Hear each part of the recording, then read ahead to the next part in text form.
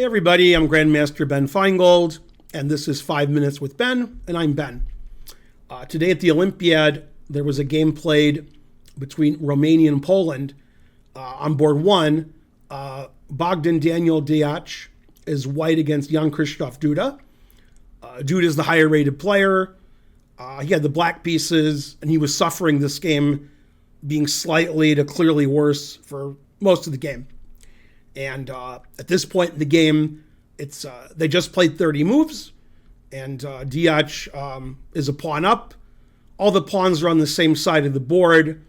So with perfect play, it should be a draw, but white's obviously pressing for a win. Okay, Bogdan played rook e8 check. And in this position, Duda played king h7. Deac checked again, queen c2. Obviously, if black plays g6, that's mate in one. So that's not what he played. He played queen f5. That's the correct move. Black's king is pretty safe, so they traded queens. And Deac put tremendous pressure on g7 by playing rook e7. And the only defense for black, which he obviously found, to the g7 pawn is knight f6. If we trade on f6, the rook and pawn ending is a draw, 3 against 2. So white played bishop e5, keeping the pressure up. Black broke the pin with king g8. And white tried to trap the rook with f4. And now the players are in time trouble. And Duda correctly played g5. Usually when you're down material in an endgame with pawns on the same side, you want to trade all the pawns off. Because rook and bishop versus rook is a book draw. So as long as we get the pawns off, we're good. Deac take on g5, takes. And if you take with the pawn, black can probably move the knight and draw. But another way to draw is just to take and then take this, and this is a book draw, assuming black knows how to handle it. So Deac played h5, and this was move 38.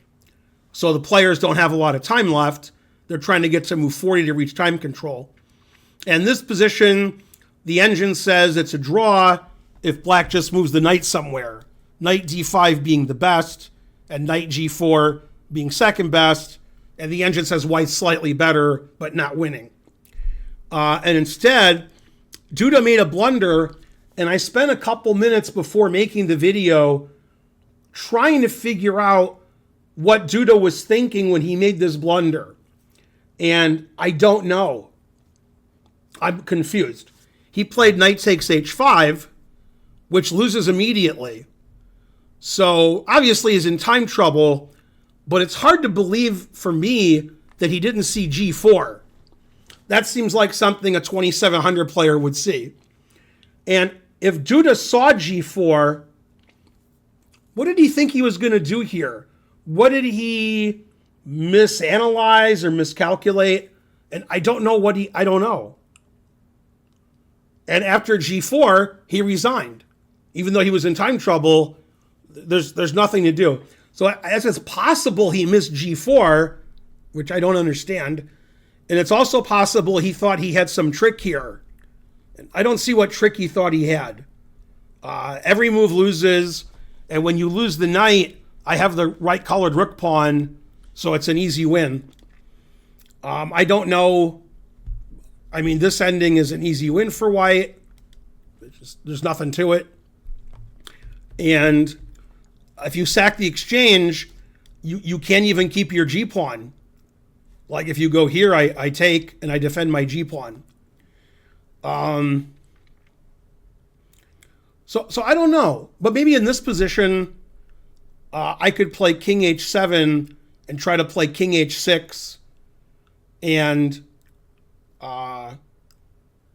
win the g-pawn. That actually makes sense. So let's see, rook takes e5, rook takes e5, knight f6, rook takes g5 is forced, king h7, and black wants to play king h6 and knight takes g4. So it seems like that would give black good drawing chances, but he resigned. And I'm guessing white wins by playing king g2, rook f5, and king to f3. I mean, that's a strange time to resign in time trouble when this complicated win exists. Then after knight here, we play king g3, and if king g6, we just move the rook somewhere on the f file and win the knight. So white's completely winning in the final position, but it seems like if black saw that and was planning on doing that, he wouldn't resign here. He would keep playing and hope that he could draw. But yeah, the engine indicates after g4, white is completely winning.